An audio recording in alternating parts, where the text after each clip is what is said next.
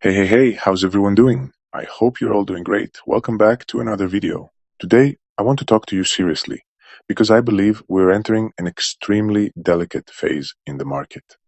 And when I say delicate, I'm not talking about just another simple correction. I'm talking about something that could turn into a much bigger move than most people are expecting.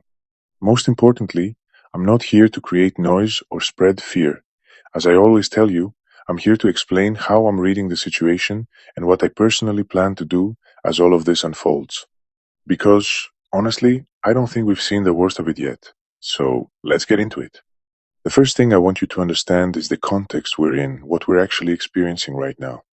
We're living in an environment where every single day brings contradictory news. One day it feels like everything is going to be resolved.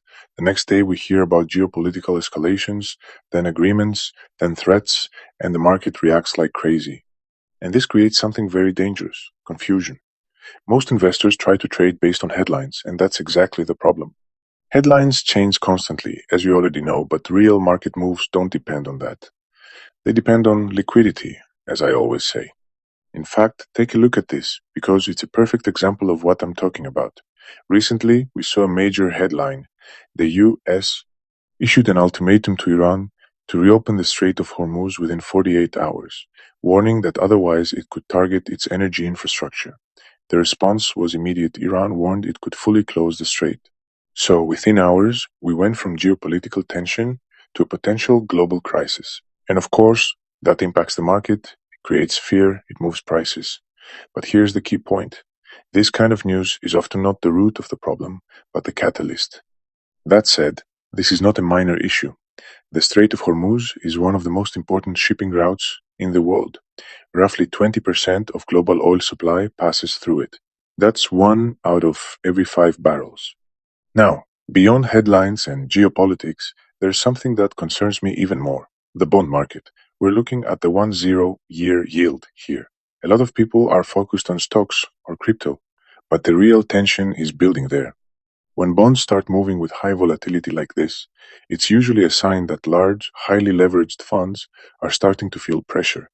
And when that happens, margin calls begin.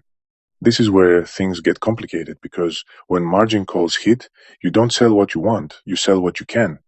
And that leads to chain liquidations, a domino effect.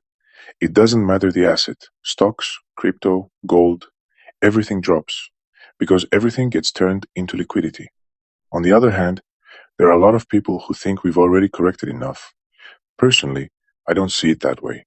Yes, we've had some pullbacks, but historically, this still looks like a relatively normal phase. We haven't seen that key moment yet, a real panic. That point where the market stops trying to bounce and starts to capitulate. And when that moment comes, it usually happens fast, without warning. This is where everything connects. A financial system that's already under stress, combined with a strong external event that's the perfect setup. Something like what we're seeing with the Strait of Hormuz could be the trigger, not because it's the only problem, but because it could activate something that's already unstable. From my perspective, there are two main scenarios. One, authorities step in, inject liquidity, and stabilize the system. Or two, pressure continues to build until it forces that capitulation point we talked about.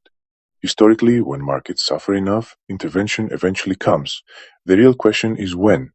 My base scenario is pretty clear. Before any strong recovery, I believe we'll see a market cleanup, a phase where volatility increases, leveraged positions get wiped out, and many investors lose patience. That uncomfortable moment is usually where the best opportunities are created. Now, you might be wondering what I'm doing or what I plan to do. I'll be honest with you. I'm waiting. I'm watching deeper levels, preparing to enter gradually, not all at once. I'm keeping an eye on assets that typically drop first due to liquidity and then recover later, and also the dollar, which, as you know, tends to strengthen during stress before eventually reversing. And I'll finish with something that for me is key. Right now, the hardest part isn't understanding the market, it's controlling your mindset. You're going to hear a lot of completely opposite opinions all the time, and if you get carried away by that, that's when mistakes happen. So try to stay focused. What I do is stick to a clear idea, react to data, not emotions. And that's it for today's video and analysis. If I had to sum everything up in one sentence, it would be this: I don't think the big move is over yet. I believe we could still see a significant shakeout. And that's exactly why I'm more alert than ever, because the biggest opportunities appear when the market is uncomfortable, but that's also when the most mistakes are made. So stay calm, keep a cool head, like I always say, and prioritize risk management above everything else. Now, I want to hear from you in the comments. Do you think this will stay as tension? Or could something like the Strait of Hormuz situation become the trigger for something bigger? Take care. Hope you're all doing great, and I'll see you in the next video. Stay sharp. Bye.